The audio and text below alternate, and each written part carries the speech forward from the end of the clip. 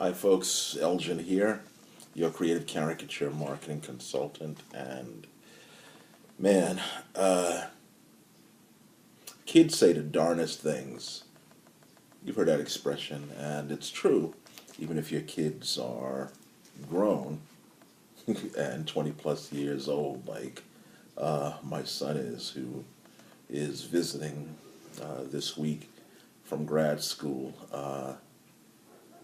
He told me something recently that I wish I had known when I was younger, because it would have spared me a lot of pain, a lot of regret, and it would have caused me to move forward more, in life in a way that I didn't, and I would have had to struggle less. But I don't want to think about regrets. I want to tell you something inspiring.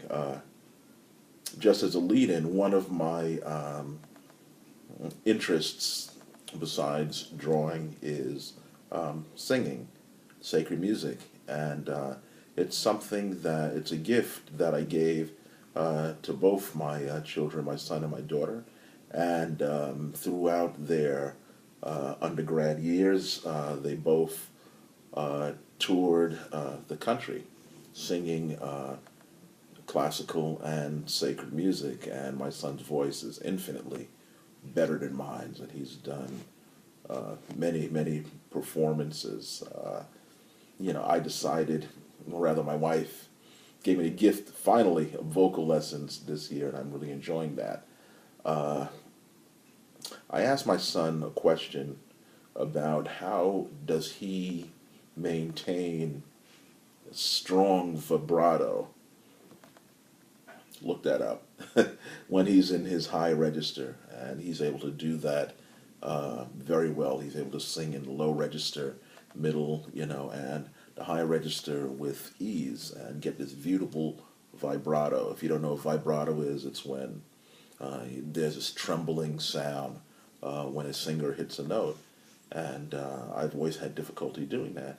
And he said something that applied to singing, but the moment I heard it, bells started going off in my head, and I said, "Wow, that's such a insightful statement for how to live your life." Uh,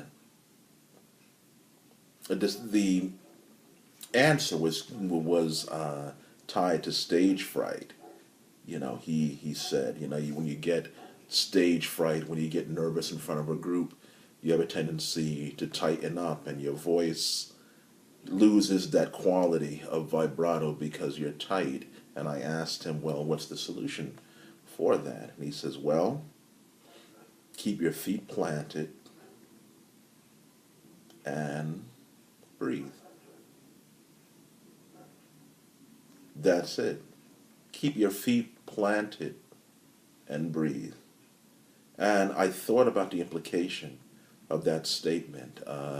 Keeping your feet planted means taking a stand, taking a position, not wavering, not being hesitant, not being doubtful, but saying, I believe this. This is who I am. This is where I am. These are the skill sets that I have. This is the position that I take, and I'm standing right here, and I'm not going to be moved.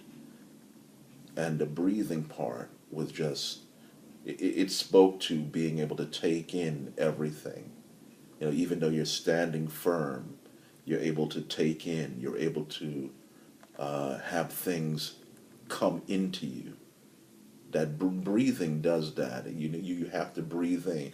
You have to be willing to have the air come into your body. You have to be conscious about taking a breath.